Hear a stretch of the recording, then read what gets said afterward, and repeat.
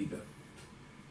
Saludos a todos nuestros amigos y hermanos en nuestra patria, en nuestra ciudad, en las ciudades hermosas de nuestra patria y en todas las naciones donde hay alguna semilla de la iglesia que ha ido por allá y está realizando sus sueños, viviendo en otras naciones, porque toda la tierra es de Jehová, toda la tierra es de Dios.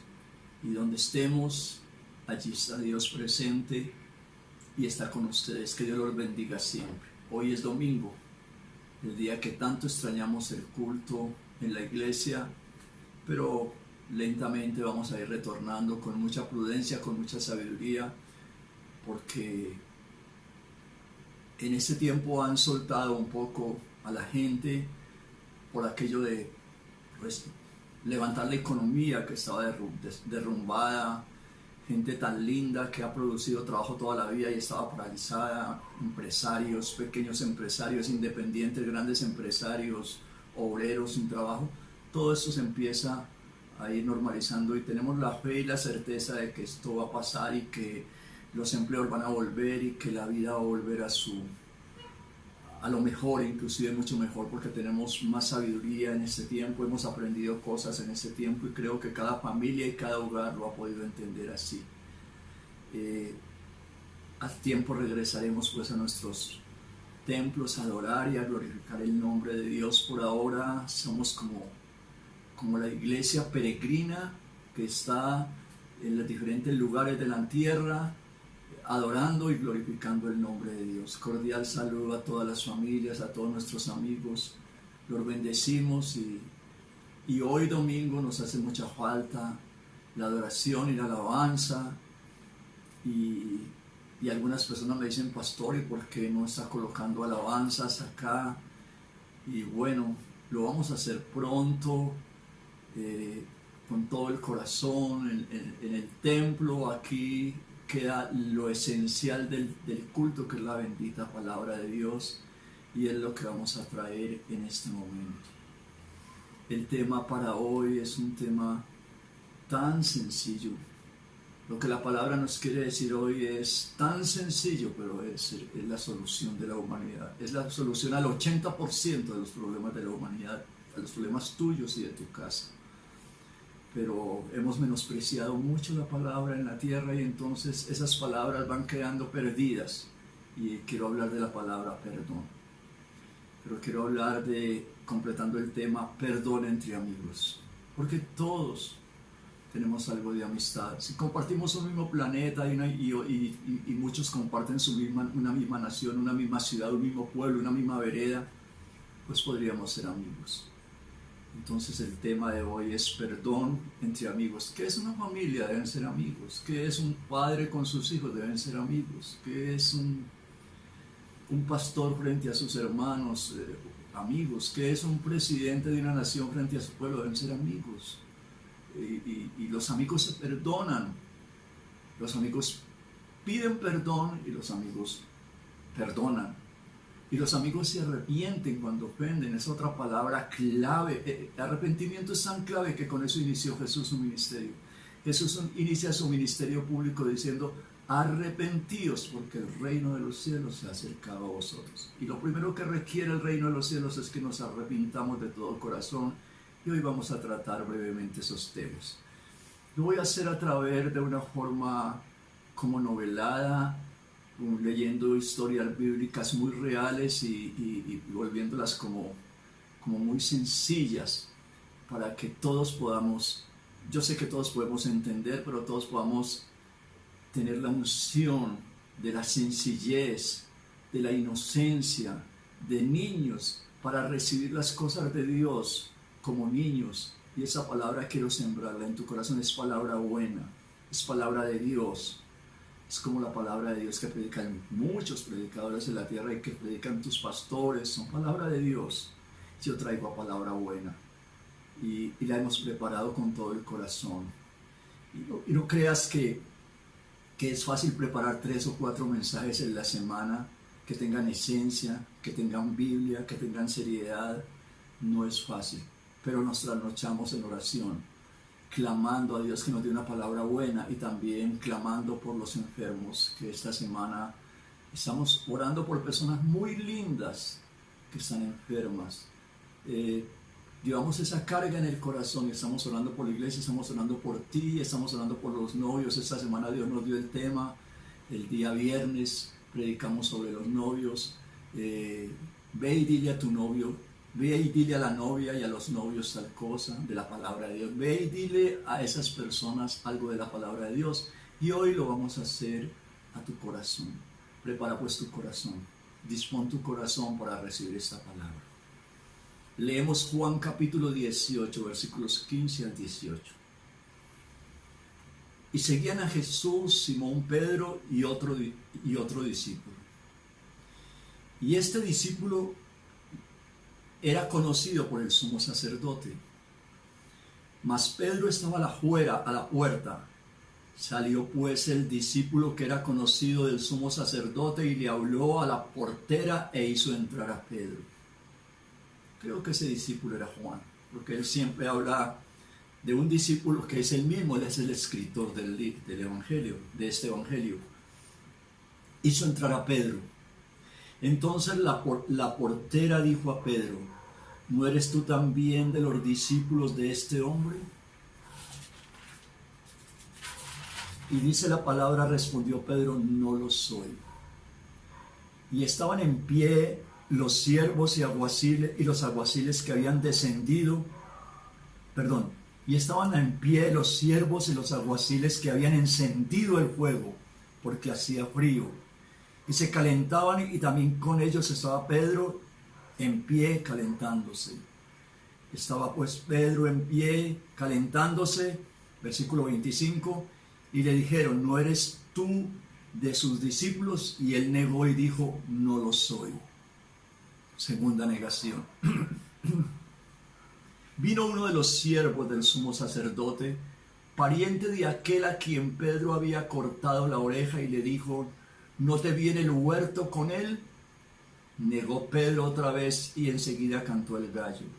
3 veces ante 3 personajes distintos, Pedro negó a Jesús. Primero ante la portera del edificio, segundo ante los siervos y alguaciles del sumo sacerdote, y tercero frente a un siervo del sumo sacerdote que era familiar de alguien a quien Pedro había cortado una oreja. Habían 2 discípulos, sí, y que participaron, o por lo menos estuvieron cercanos al inicio del proceso que se levantó contra Jesús, sin causa alguna. El uno, que era conocido por el sumo sacerdote, creemos que es Juan, y el otro es Pedro. Pedro, que todos conocemos tanto. Pedro se quedó afuera, Juan lo hace seguir, la portera lo reconoce como un servidor de Dios, él dice que no, luego él se camufla ante la multitud, ante la gente que había allí, se mete inclusive con los siervos y alguaciles del mismo sumo sacerdote, como para estar más tranquilo. Allí lo reconocen, él dice que no, y luego un familiar de alguien que Pedro iba a tomar una venganza personal porque estaba defendiendo, según él, a su maestro, lo reconoció y también lo negó. Pedro allí quedó muy derrotado, negar a su maestro y a su Señor. Una pregunta en este momento: ¿has negado alguna vez a Jesús? ¿Lo has negado ante tus amigos? ¿Lo has negado muchas veces cuando estás tomando una copa y te da pena decir que eres creyente?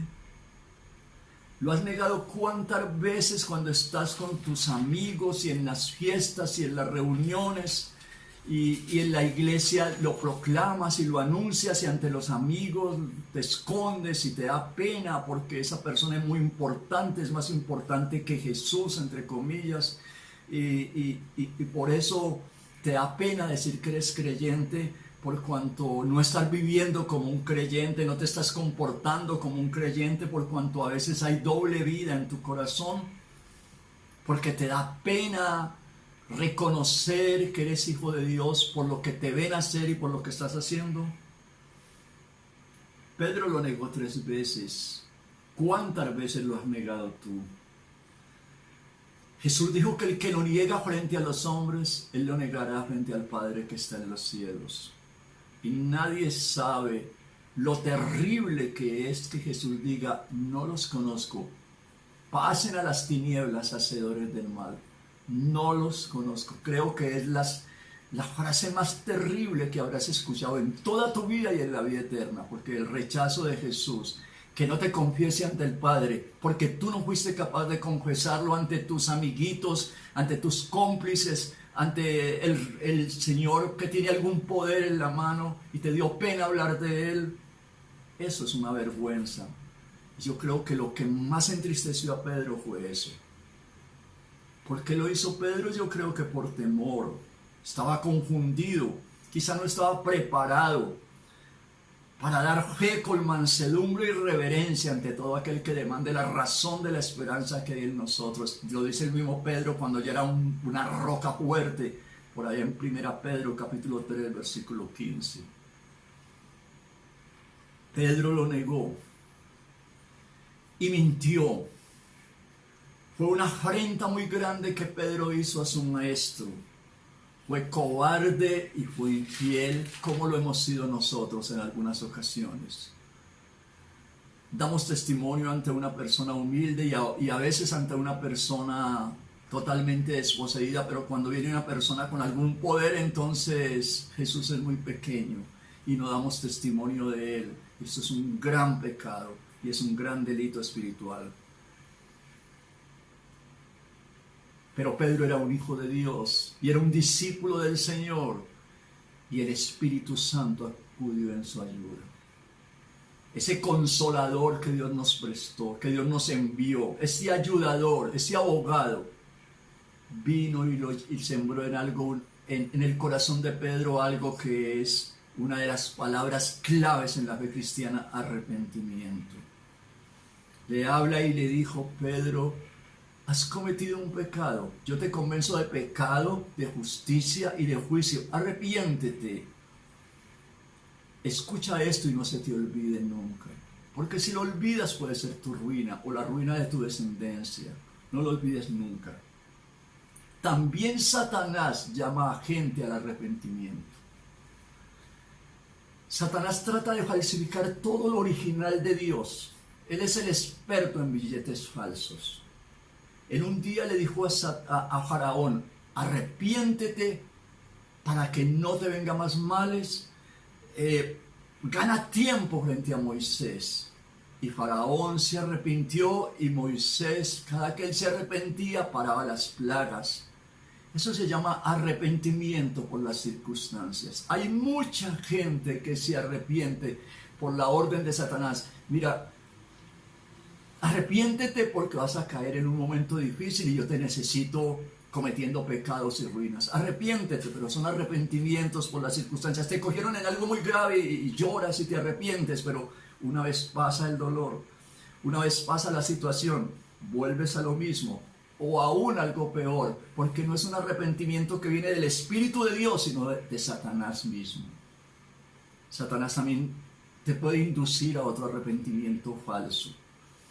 Otras veces te lleva a una angustia tal por un error que cometiste tan grave contra un ser querido, contra un familiar o contra el patrón o contra un amigo, y te lleva a una situación de angustia y se llama arrepentimiento por desesperación. Te desesperas tanto como Judas que terminas ahorcándote o terminas causando una tragedia y no pasó nada.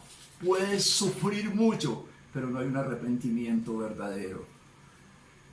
Pero fue el Espíritu Santo, el Espíritu de verdad, que llevó a Pedro a sentir dolor, escucha bien, dolor por haberle fallado a Dios, arrepintiéndose de todo corazón, derramar lágrimas de dolor por haberle fallado a Dios, por haber ofendido a un Dios tan bueno, tan justo, tan santo.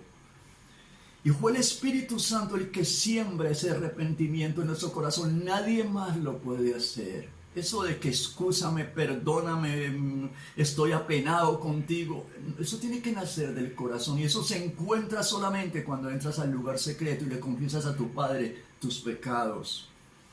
Entonces Pedro pronuncia la palabra más hermosa de la fe cristiana: perdóname, Padre Dios. Qué frase tan linda. Perdón, Padre Dios. Perdón, amigo. Perdón, amigo. Te ofendí. Perdón, amiga. Te ofendí. Me duele mucho. He estado muy triste porque te ofendí. Perdóname. Y la gente que te escucha, pidiendo perdón, sabe que viene de Dios. Sabe que no estás arrepintiéndote por desesperación ni por ganar tiempo, como lo hace tanta gente. Dice Lucas capítulo 22, versículo 62. Y Pedro salió de aquel lugar y lloró amargamente. El Espíritu de Dios, siempre ese espíritu de arrepentimiento, nos lleva al arrepentimiento. Él nos convence de pecado, de justicia y de juicio. Y Satanás hace un arrepentimiento falso, que es el que uno escucha permanentemente, aún en las iglesias, de que te pido perdón, pastor, de que me arrepiento, pero al ratico están haciendo lo mismo. Todos caemos en esa trampa. El arrepentimiento implica dolor, lágrimas, por haberle fallado a Dios. ¿Sí? El arrepentimiento te lleva a un estado hasta que sale de tu corazón una palabra a tus labios y dices: perdóname, perdóname, Padre Dios. Y la gente, como te decía, percibe que tú estás arrepentido y cree y adora a Dios y da gloria a Dios porque produjo un arrepentimiento. Pedro le dijo: perdón, Señor.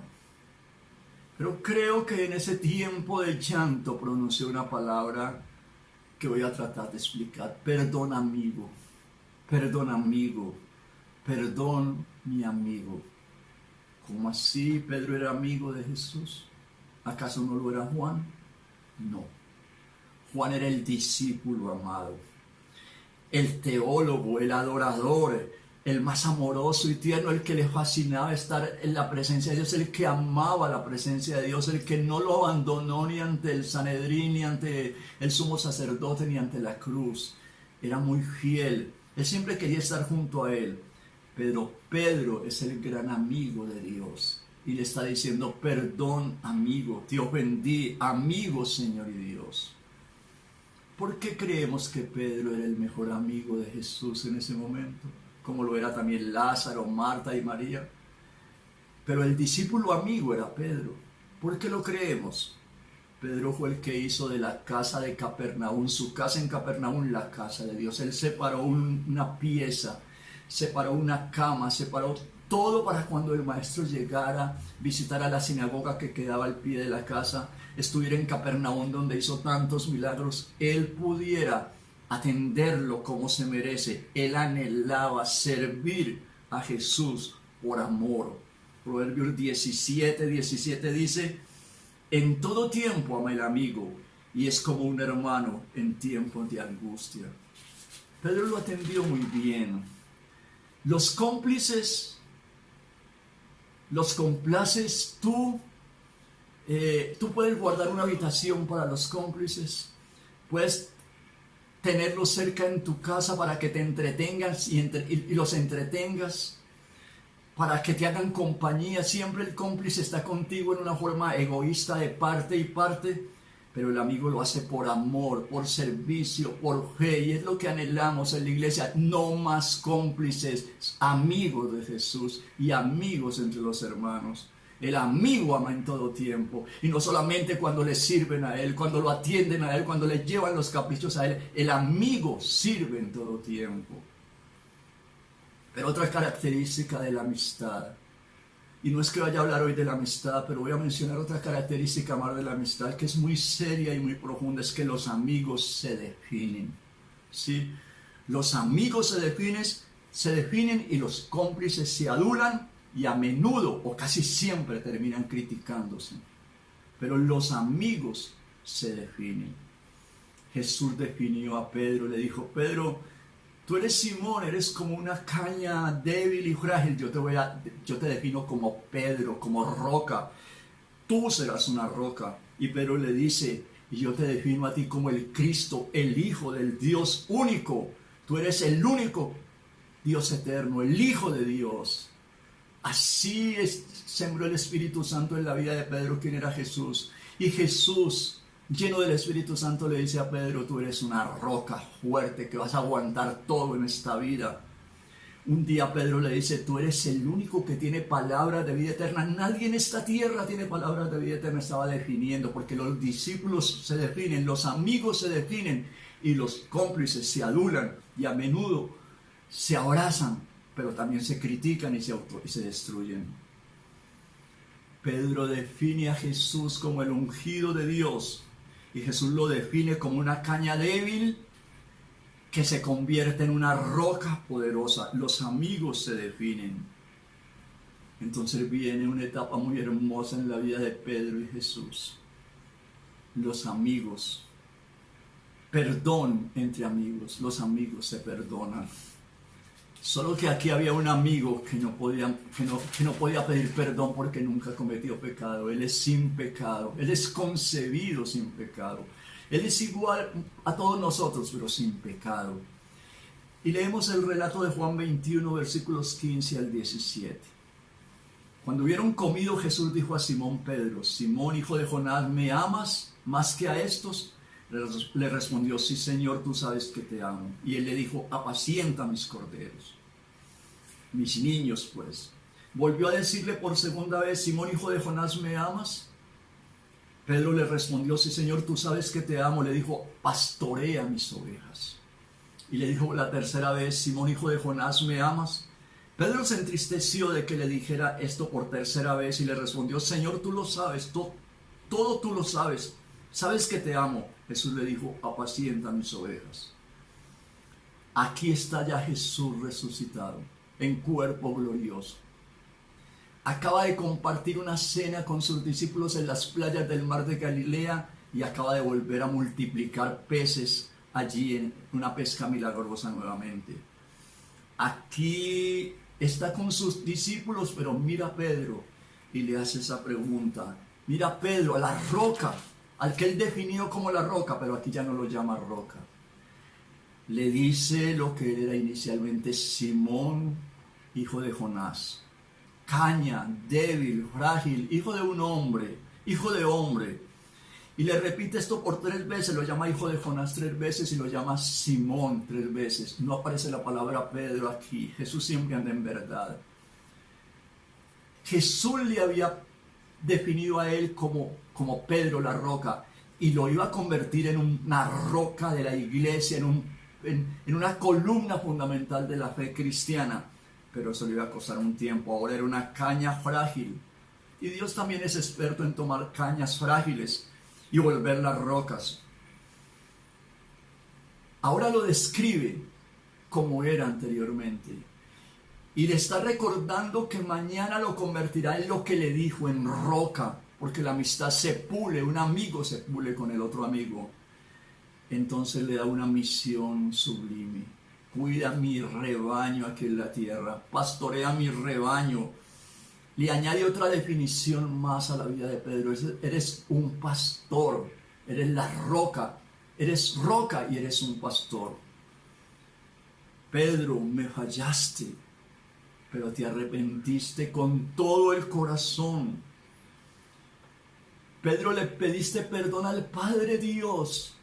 Me pediste perdón a mí, que tengo poder para perdonar los pecados. Eso está ya escrito en el libro de los cielos. El día de tu arrepentimiento genuino está escrito en el libro de los cielos. Y eso vale para tu justicia. Yo te perdono. Y ahora te pido, Pedro, pastorea mis ovejas. Esta es una escena muy sublime. Si le fuéramos a colocar título a todo lo que pasa en Juan 21, llamaríamos a ese título el perdón. El perdón. Un amigo que perdona y que tiene el poder de perdonar, y un amigo que pide perdón. Es una de las palabras más extrañas.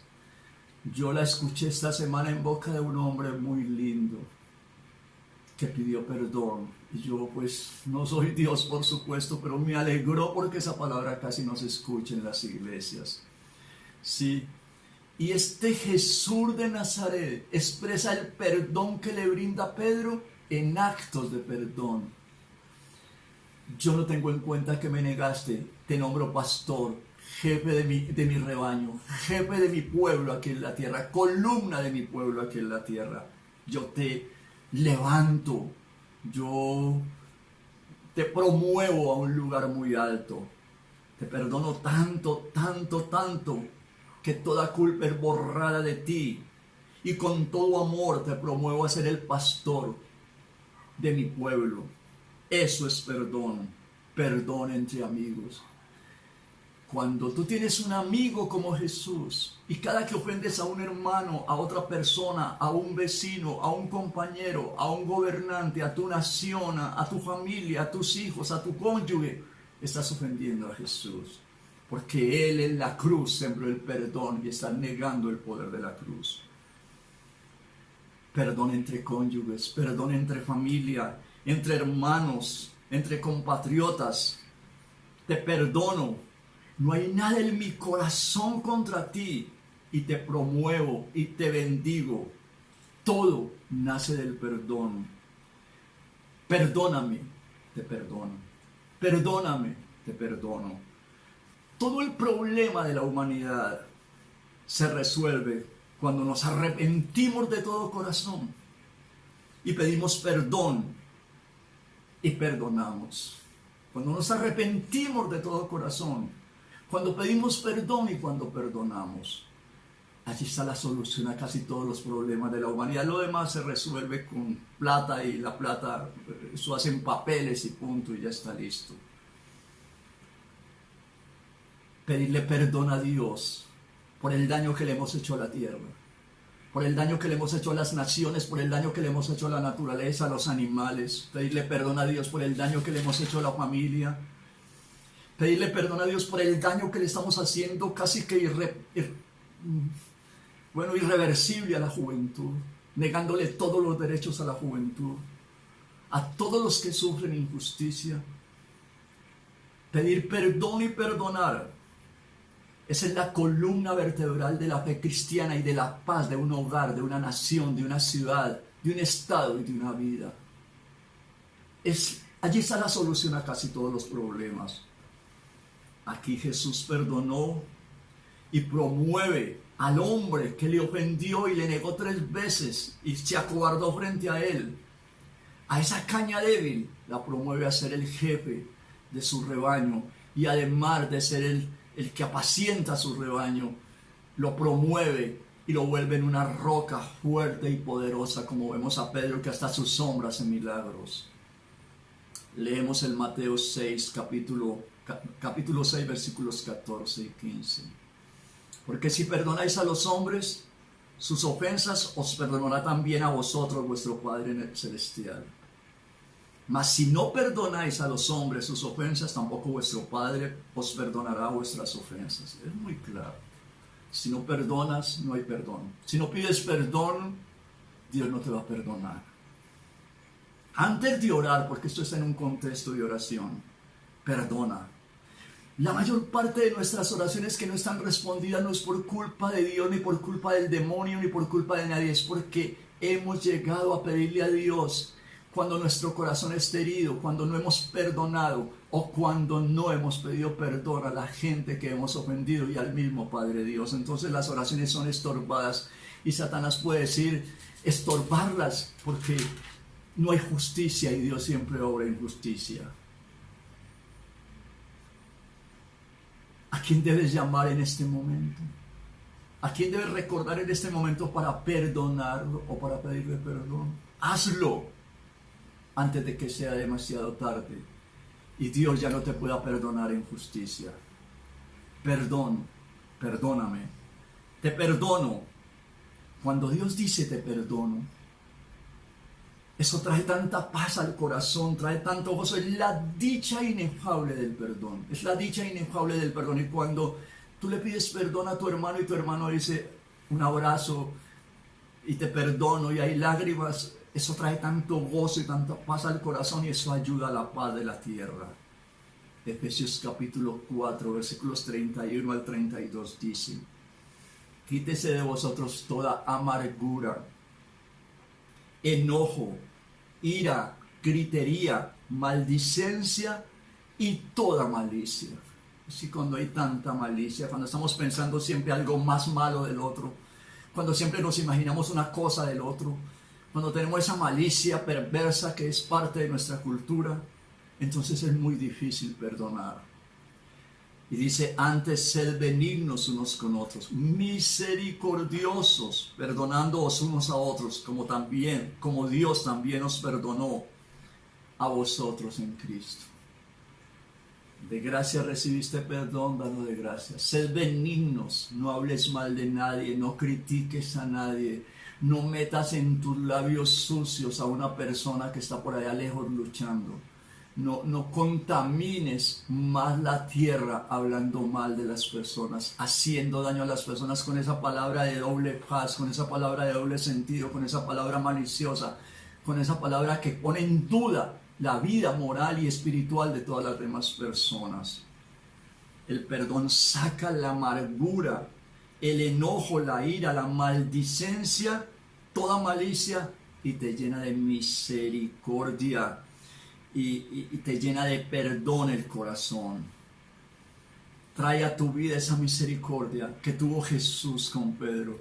Pedro, cuando lo vio, se fue y se escondió en el mar, se vistió porque estaba desnudo allá en el mar, había vuelto a su antigua manera de vivir y trataba de eludir a Jesús, pero Jesús fue y le mostró que Él es el perdón, que Él puede perdonar, y nosotros somos de Jesús y tenemos que imitar a Jesús en esta área tan importante de la vida. No fue el milagro de la segunda pesca milagrosa, no fue el milagro y el gozo de estar con el maestro comiendo, desayunando con ellos en la mañana. No fue el gozo de ver al resucitado transformado en cuerpo glorioso. El cuadro que se robó todas las demás escenas, hasta la misma presencia de Dios, fue el perdón de Jesús a Pedro. El perdón de Jesús a Pedro. Yo siempre he soñado con cultos donde no preparados se desate un espíritu de perdón, de arrepentimiento y de perdón. Y el primer culto de la iglesia después de esa pandemia debe ser arrepentimiento y perdón, porque no vamos a volver a lo mismo. No vamos a volver a lo mismo. No hay tiempo que perder con gente que no quiere arrepentirse de sus pecados, que no quiere transformar su vida y que no sabe pedir perdón. El que no sabe pedir perdón es un soberbio, y los soberbios no tienen cabida en el reino de los cielos. No tienen cabida en el reino de los cielos. No tienen cabida en el reino. En el reino de los cielos no hay un solo soberbio. El único soberbio que había en el reino de los cielos fue destronado y lanzado a las tinieblas, al infierno mismo. Perdón es la bendición de tu vida. Perdón es la bendición de tu casa. Perdón es la bendición de tu descendencia. Pero no es el perdón ese protocolario que emplean hoy los jóvenes. Ese perdón protocolario que emplean hoy la gente en líneas generales, que es: perdóname, excúsame, lo siento, lo lamento. Es algo que se da en el lugar secreto. Es algo que se da con todo el corazón en el lugar secreto. Y allí donde estás, al terminar esta palabra, yo te invito y te exhorto de todo corazón a que empieces a notar en algún lugar las personas a las cuales le tienes que pedir perdón. Y en otra columna, las personas a las cuales les debes perdonar. Una columna, las personas que les tienes que pedir perdón. Y otra columna, las personas que tú debes perdonar. Y luego con esa lista entra al lugar secreto, a la presencia de Dios. Arrepiéntete porque no has perdonado y porque no has pedido perdón. Pídele perdón a tu Padre Dios con todo el corazón y con todo el amor. Y luego que sientas que el arrepentimiento llegó a tu vida porque el Espíritu Santo te lo revela, entonces sal afuera y escríbele una carta, o visítalo, o llámalo. Ojalá sea algo personal. e íntimo, donde tú pidas perdón, papá, perdón, mamá, perdón, hijo, perdón, hija, perdón, perdón, perdón. Que no sea algo romántico y que no vuelvas esto un bolerito allí, sino que sea algo que nació del corazón y que haya lágrimas de arrepentimiento para que Dios pueda obrar en justicia delante de ti.